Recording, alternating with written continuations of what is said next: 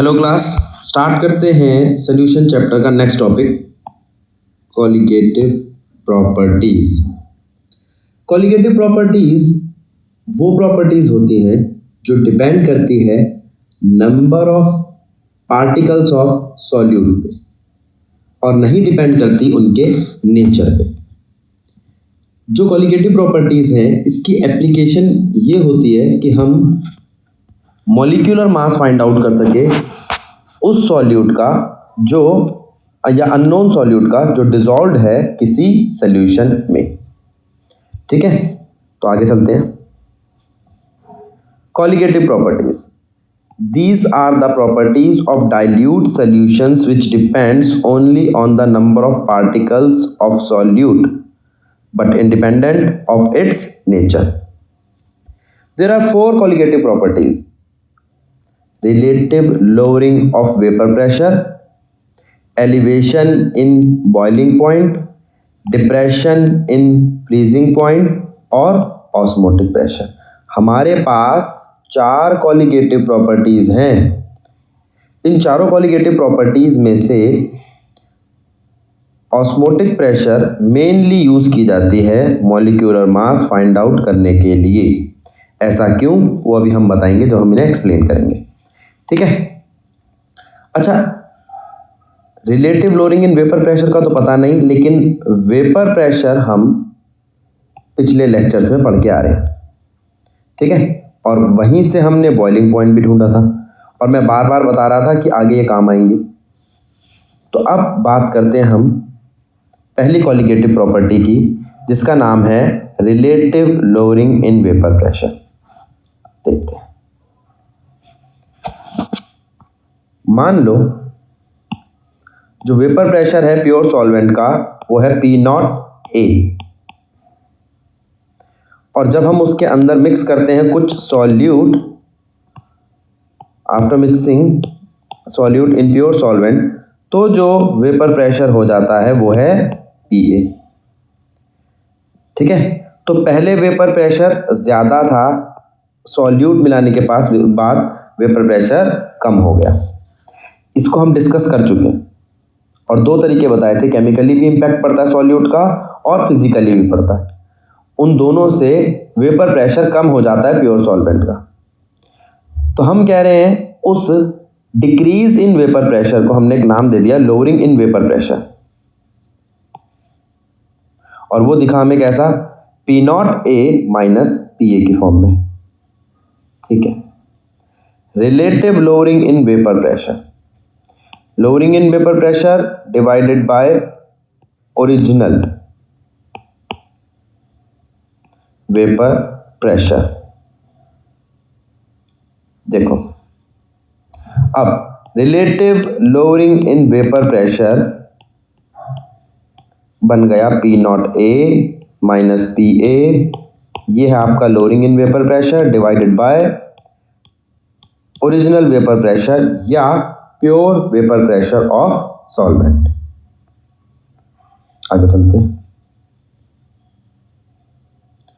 अब अगर हम बात करें राउल्ट्स लॉ की, तो वो क्या कहता है? According to Raoult's law, vapour pressure of solvent, A मतलब solvent, is directly proportional to mole fraction of solvent. Raoult's law के मुताबिक जो वेपर प्रेशर है सॉल्वेंट का वो डिपेंड करता है मोल फ्रैक्शन ऑफ सॉल्वेंट पे। प्रोपोर्शनैलिटी का साइन हटाओगे तो कोई कांस्टेंट आएगा, और वो कांस्टेंट क्या है? Vapour pressure of pure solvent. तो यहाँ से हमारे पास आ गया PA is equals to P0A काय A। ठीक है, इसको रख लिया हमने। लोअरिंग इन वेपर प्रेशर अभी 2 मिनट पहले बताया है, होता है P0A माइनस PA। तो P0A क्या है? P0A, और PA की वैल्यू क्या है? ये पूरी, इसको उठा के यहाँ रख दो। तो वैल्यू क्या आई? P0A माइनस P0A काय A। दोनों में से P0A कॉमन ले लो, अंदर बचेगा 1 माइनस काय A, और 1 माइनस काय A हम जानते हैं होता है काय B। अच्छा, ये था आपका लोअरिंग इन वेपर प्रेशर। अगर मैं इसको डिवाइड कर दूं ओरिजिनल वेपर प्रेशर से तो हमें क्या मिल जाएगा, relative lowering in vapour pressure, जो इक्वल है काई बी के। तो relative lowering in vapour pressure mole fraction of solute के इक्वल है, और मोल फ्रैक्शन ऑफ सॉल्यूट होते हैं number of moles of solute divided by number of moles of solute plus solvent.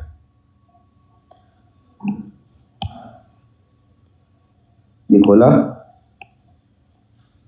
अब ये relative lowering in vapour pressure है, ये depend करती है number of moles of solute पे, और जो चीज number of moles of solute या number of particles of solute पे डिपेंड करती है उसे कहते हैं हम कॉलिगेटिव प्रॉपर्टी। इसका मतलब relative lowering in vapour pressure एक कॉलिगेटिव प्रॉपर्टी है।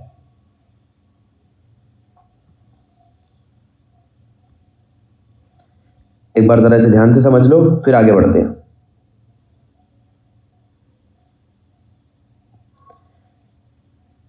इसके बाद बारी आती है application of relative lowering in vapour pressure. किसी भी कॉलिगेटिव प्रॉपर्टी की एक ही एप्लीकेशन है, मोलर मास ऑफ सॉल्यूट पता लगाना। क्या है क्या एप्लीकेशन है? To determine the molar mass of solute dissolved in solution, binary solution बोल लो या खाली सोल्यूशन बोल लो, काम चलेगा। अब ये रहा आपका relative lowering in vapour pressure.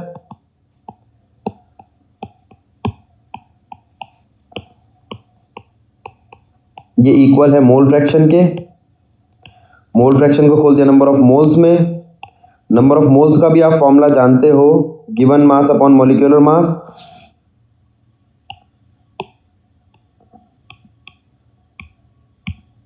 ठीक है, ये लो,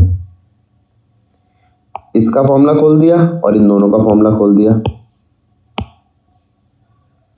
अब वो कह रहा है कि भैया number of moles solvent plus number of moles of solute लगभग इक्वल है number of moles of solvent के ही। यानी कि यहाँ पे number of moles of solute जो है वो हम निगलेक्ट कर सकते हैं, सिंपल कैलकुलेशन के लिए निगलेक्ट कर रहे हैं, और कोई ऐसा नहीं है कि ये कोई रूल वगैरह है। ठीक है, जिससे कैलकुलेशन थोड़ी आसान हो जाए इसलिए हमने इसको निगलेक्ट कर दिया।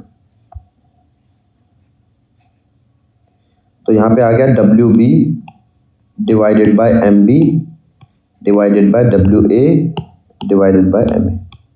इसको उठा के ऊपर ले जाएंगे तो ये इन्वर्स हो जाएगा। मुझे चाहिए था मॉलिक्यूलर मास सॉल्यूट का, तो उसको मैं लेफ्ट हैंड साइड पे ले जाऊंगा और यहाँ पे जितना सामान पड़ा उसे राइट हैंड साइड पे। ये आ गया आपका molecular mass WB MA divided by WA multiplied by ये inverse of relative lowering in vapour pressure है। ये रहा लोअरिंग इन वेपर प्रेशर, ये रहा ओरिजिनल वेपर प्रेशर, तो ये इनवर्स है। तो मॉलिक्यूलर मास जो है वो इस कॉलिगेटिव प्रॉपर्टी पे इनवर्सली डिपेंड करता है। Molecular mass relative lowering in vapour pressure से inversely, relative lowering in vapour pressure increase हुआ तो मॉलिक्यूलर मास डिक्रीज हो जाएगा। ठीक है, अच्छा, molecular mass inversely proportional to colligative property. Colligative property directly proportional to number of moles of solute. तो number of moles of solute increase हुए तो कॉलिगेटिव प्रॉपर्टी इंक्रीज होगी और मोलर मास डिक्रीज होगा। इसको हम समझेंगे एबनॉर्मेलिटी वाले टॉपिक में।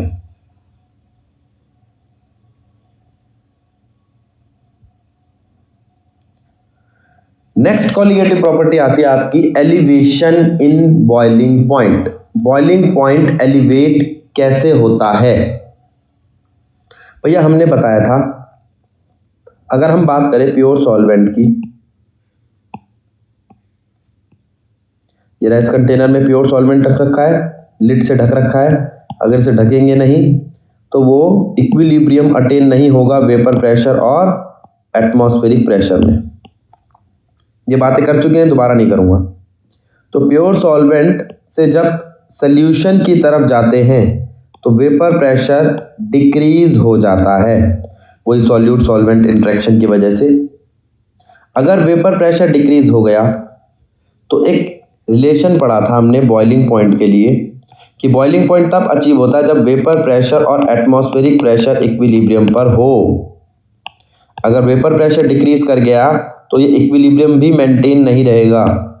इस इक्विलिब्रियम को दोबारा अचीव करने के लिए हमें वेपर प्रेशर इंक्रीज करना पड़ेगा, और वेपर प्रेशर इंक्रीज करने के लिए हमें टेम्परेचर इंक्रीज करना पड़ेगा।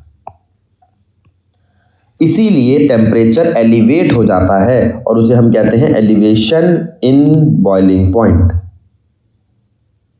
ये रहा प्योर सॉल्वेंट।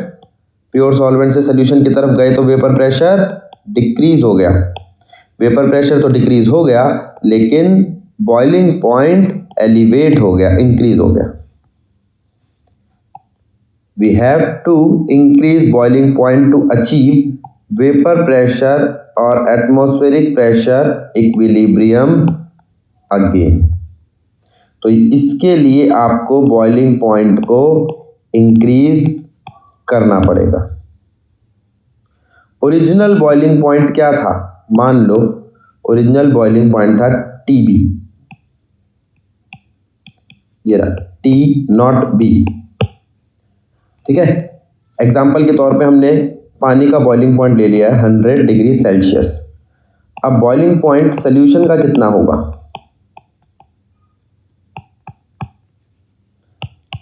TB वो होगा 101 डिग्री सेल्सियस। यहाँ से यहाँ तक आते आते ये इंक्रीज कर गया तो TB छोटा है, T0 भी छोटा है, TB बड़ा है। तो चेंज इन बॉइलिंग पॉइंट कहो या एलिवेशन इन बॉइलिंग पॉइंट कहो, वो क्या होगा? TB minus T0B। Elevation in boiling point और चेंज इन बॉइलिंग पॉइंट होगा डेल्टा TB।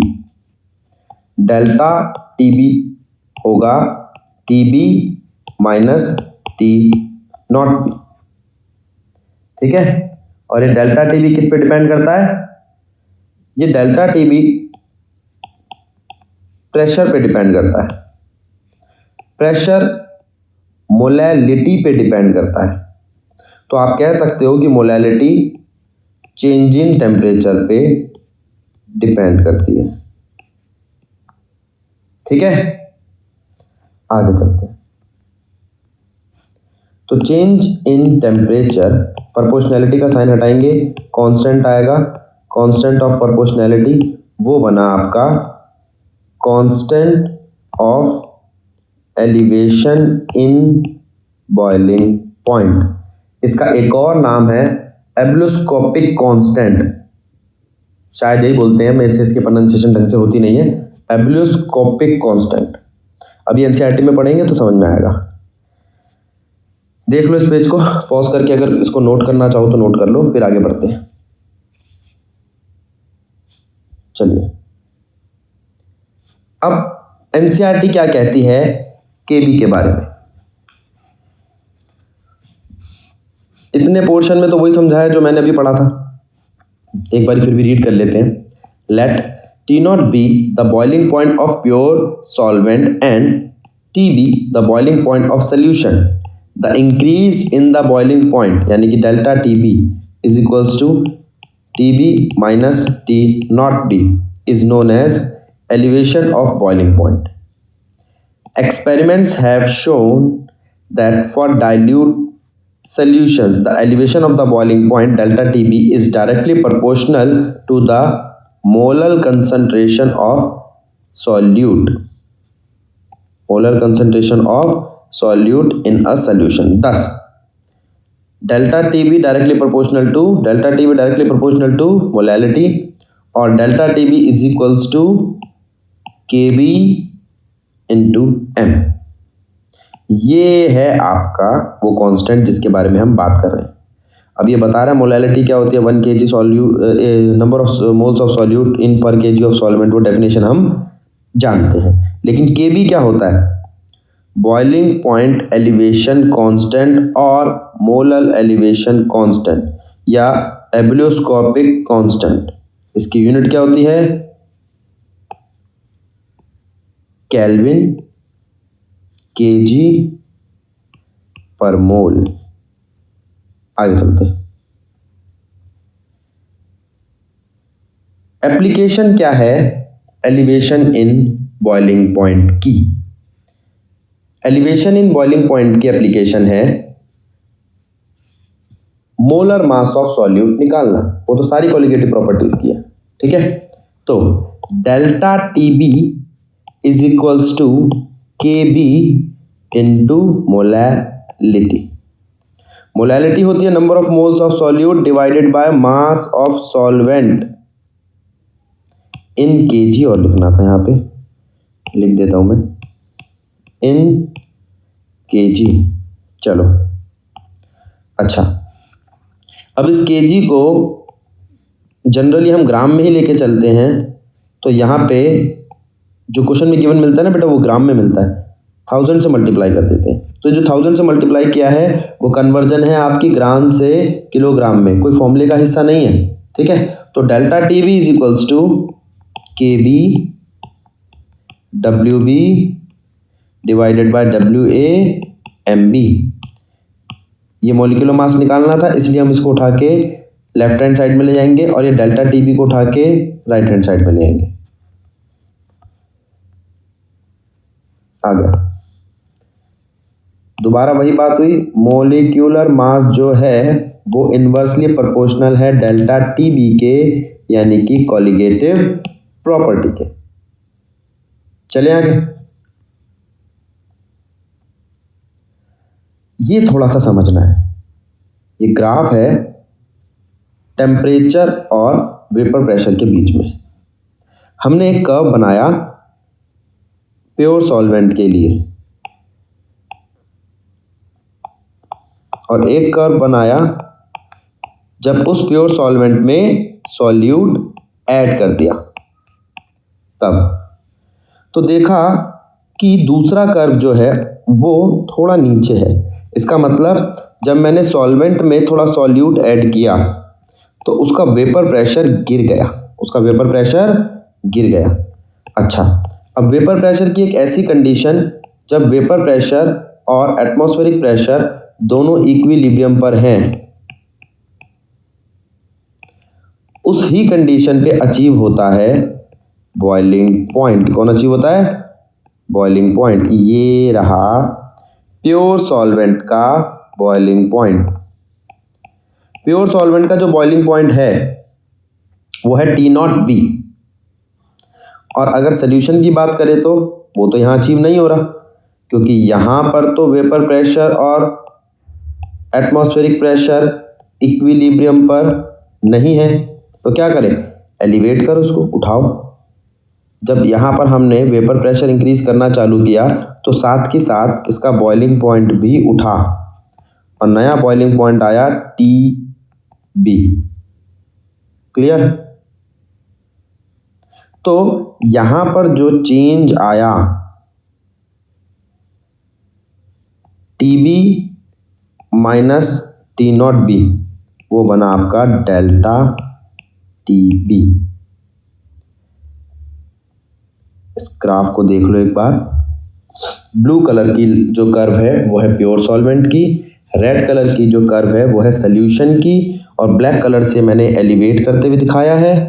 और यहाँ पर एक मार्क बनाया है जहाँ पर आपको अचीव होगा बॉइलिंग पॉइंट, और एक यहाँ पर।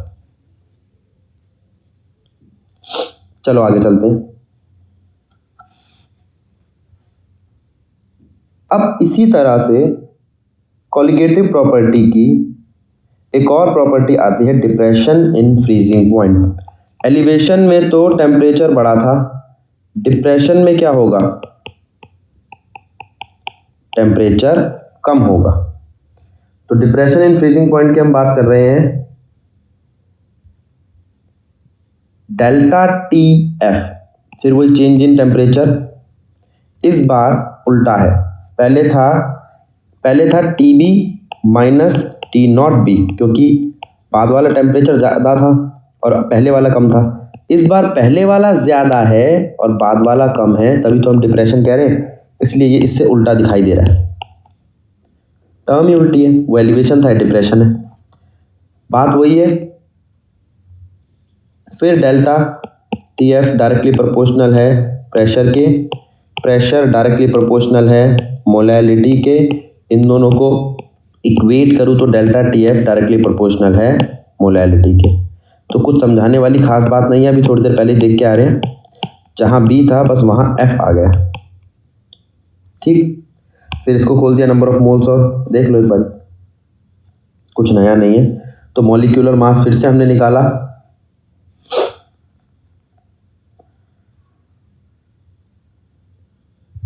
आगे चलते हैं, इसका ग्राफ समझेंगे। देखो लास्ट वाले ग्राफ में भी मैंने ब्लू कलर से दिखाया था इसको, रेड कलर से दिखाया था इसको, इसका मतलब ये ग्राफ वही है, बस इसके अंदर एक और कर्व आ गया, वो है सॉलिड का। क्योंकि मैं सॉलिड क्यों ढूंढ रहा हूँ, क्योंकि मुझे फ्रीजिंग पॉइंट चाहिए, और कोई चीज़ जब फ्रीज होगी तो उसकी फेज में जो चेंज आएगा वो होगा लिक्विड टू सॉलिड। ठीक है, तो वो सॉलिड का कर्व ये रहा, इन दो पॉइंट पे मिला है। तो इस पॉइंट पे ये बना टी नॉट एफ और इस पॉइंट पे ये बना टी एफ, और यहाँ जो चेंज आया वो आया डेल्टा टी एफ। चेंज क्या आया, डेल्टा टी एफ, और उसके बारे में हम बता चुके हैं। एक बार इन दोनों कर्व को एक साथ रख के देखते हैं। ठीक है, पूरा ढंग से समझना, एक ग्राफ में दोनों को डालने की कोशिश की है। रेड कलर हो गया आपका प्योर सॉल्वेंट का, ब्लू कलर हो गया आपका सॉल्यूशन का। ठीक है, जहाँ पे दोनों एटमॉस्फेरिक प्रेशर के इक्वल होते हैं उस वक्त हमें अचीव होता है बॉइलिंग पॉइंट। एक ये रहा प्योर सॉल्वेंट का टी नॉट बी से दिखाया गया है, सॉल्यूशन का टी बी से। तो change in temperature delta T B, ये सॉलिड का कर्व है टी नॉट एफ और टी एफ के साथ। ठीक है, ये दोनों भी मेंशन कर दिए हैं। ये है T B minus T not B और ये है T not F minus T F. ध्यान रखना, बच्चे गलती कर देते हैं इसमें। आगे चलते हैं, फिर एनसीईआरटी क्या कहती है केएफ के बारे में, वही सारी बातें हैं, बस केएफ का नाम बदल गया है। फ्रीजिंग पॉइंट डिप्रेशन कांस्टेंट और मोलल डिप्रेशन कांस्टेंट और क्रायोस्कोपिक कांस्टेंट, ये पढ़ने में थोड़ा आसान है। आगे, the unit of KF is kelvin KG पर मोल, यानी कि दोनों की यूनिट सेम है। ये टेबल शेबल एनसीईआरटी में देख लेना। आगे, अब वो कहता है केएफ और केबी की वैल्यू हम इन फॉर्मूला से निकालते हैं। आर को आप जानते हो, यूनिवर्सल गैस लॉ। ये टीएफ, ये एंथैल्पी ऑफ फ्यूजन और ये आपकी molality, molecular mass of solvent. ये 1000, खत्म कहानी। इस पे भी क्वेश्चन आ सकता है। आगे चलते हैं,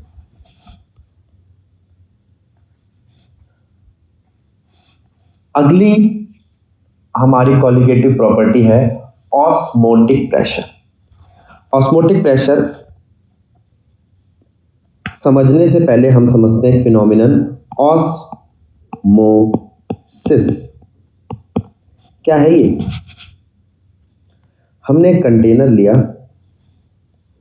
इस कंटेनर के बीच में एक पार्टीशन डाल दिया, एक ऐसी मेम्ब्रेन का, एक ऐसी परत का जो सेमी परमेबल मेम्ब्रेन है, लेकिन इसको एक और नाम से जाना जाता है सेलेक्टिवली परमेबल मेम्ब्रेन। मतलब ये सब चीजों को जाने नहीं देती, कुछ सेलेक्टिव चीजों को ही जाने देती है। ठीक है, यहां पे है प्योर वाटर, और यहाँ पे है कंटेमिनेटेड वाटर, यानी कि अनवांटेड पार्टिकल्स के साथ पानी। ये लाल लाल पार्टिकल्स मैंने कह दिया कि सॉल्यूट है या अनवांटेड पार्टिकल है, जो तुम्हारा मन करे। तो जहाँ प्योर वाटर से कंटेमिनेटेड वाटर की तरफ ये मोशन अपने आप स्टार्ट हो गया, और इस फिनोमिना को हमने कहा ऑस्मोसिस। ठीक है, तो इसको समझाने के लिए हमने दो चीज़ें देखी। एक, जो मूवमेंट हो रही है सॉल्वेंट की, एक बात याद रखना, मूव सॉल्वेंट करता है, सॉल्यूट नहीं। जो मूवमेंट हो रही है सॉल्वेंट की, वो हो रही है हाई कंसंट्रेशन सॉल्वेंट से लो कंसंट्रेशन सॉल्वेंट की तरफ, या लो कंसंट्रेशन ऑफ सॉल्यूट से हाई कंसंट्रेशन ऑफ सॉल्यूट की तरफ। दोनों ही ऑस्मोसिस है।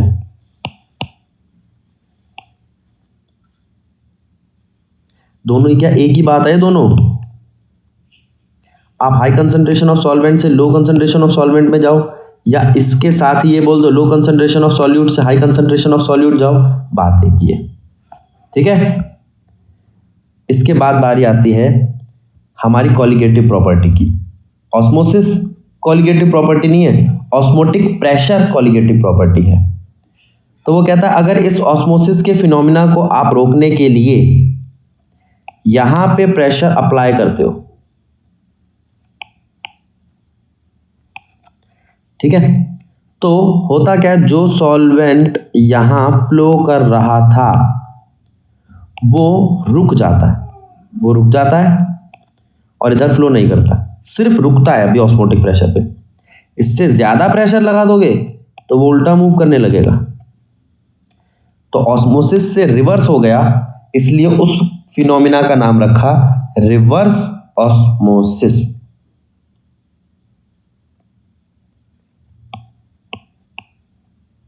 Reverse osmosis, RO. तो यहां पे डायरेक्शन उल्टी हो गई, तो कंटेमिनेटेड वाटर साफ होने लग गया, प्योर वाटर में कन्वर्ट होने लग गया। और आप जानते भी उसका यही काम होता है। एक बार इसको देख लो, नोट करना चाहो नोट कर लो, आगे चलते हैं। ये समझा रखा है इसको, ऑस्मोसिस कैसे होता है देख लेना एक बार, इसको भी नोट कर लो। ठीक है, एक ये चीज समझनी है, for two different solutions if osmotic pressure 1 is equals to osmotic pressure 2। बेटा बता दूं मैं तुम्हारे को कि पाई से ऑस्मोटिक प्रेशर को दिखाया जाता है। तो osmotic pressure 1 is equals to osmotic pressure 2, इसका मतलब वो सॉल्यूशन आइसोटोनिक है, वो सॉल्यूशन आइसोटोनिक है। और अगर ये इक्वल ना हो तो वो आइसोटोनिक नहीं है, या तो वो हाइपरटोनिक है या वो हाइपोटोनिक है। solution with higher osmotic pressure form hypertonic solution, where the solution is with lower osmotic pressure known as hypotonic solution। तो solution दो तरीके के हो गए, एक हाइपोटोनिक और एक हाइपरटोनिक। तो अगर solution ज्यादा ऑस्मोटिक प्रेशर के साथ है तो वो क्या कहलाएगा? हाइपर, और कम ऑस्मोटिक प्रेशर के साथ है तो वो कहलाएगा हाइपो। और अगर इक्वल ऑस्मोटिक प्रेशर के साथ है तो वो कहलाएगा आइसोटोनिक सॉल्यूशन। एग्जांपल दे देता हूं मैं आपको, 0.91% NaCl ह्यूमन ब्लड का आइसोटोनिक है। ह्यूमन ब्लड का, हमारे खून का आइसोटोनिक है। ठीक है, आगे चलते हैं। एक काम करो, हाइपोटोनिक और हाइपरटोनिक के एग्जाम्पल तुम मुझे कहीं पे भी, जैसे कमेंट में लिखते हैं, जहां पे भी लिखते हो लिख के बताओ। आगे देखेंगे ऑस्मोटिक प्रेशर एक कॉलिगेटिव प्रॉपर्टी के तौर पे कैसे काम करता है। PV इक्वल्स टू NRT की इक्वेशन हम जानते हैं, P is equals to N/V/RT। जब हम लेते हैं तो इक्वेशन आती है P is equals to CRT। इसे वेंट ऑफ की इक्वेशन भी कहते हैं। एक बाइनरी सॉल्यूशन के लिए हम कंसंट्रेशन को मोलैरिटी भी लिख सकते हैं। तो pi equals to MRT. Molarity आप जानते हो, सॉल्यूट के number of moles divided by volume. Number of moles of solute आ गया ना, तो पाई कॉलिगेटिव प्रॉपर्टी बन गई। ठीक है। एप्लीकेशन फिर वही, मॉलिक्यूलर मास ढूंढ के लाओ सॉल्यूट का। ठीक है। Pi equals to M R T. M को खोला number of moles of solute में divided by volume R T. इसको खोला given mass upon molecular mass में, मॉलिक्यूलर मास उठा के उधर ले गए, हमारे पास आ गया एक्सप्रेशन ये। तो हमने निकाल लिया कि मॉलिक्यूलर मास जो होता है सॉल्यूट का वो इक्वल होता है given mass of solute, universal gas constant, T temperature, volume of container और पाई।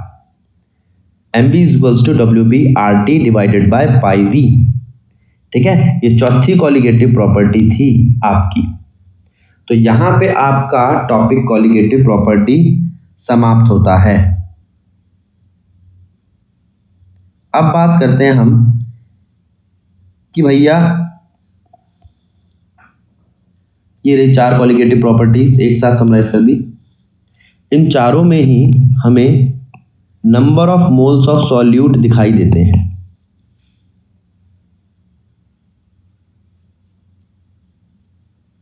अच्छा, ठीक है।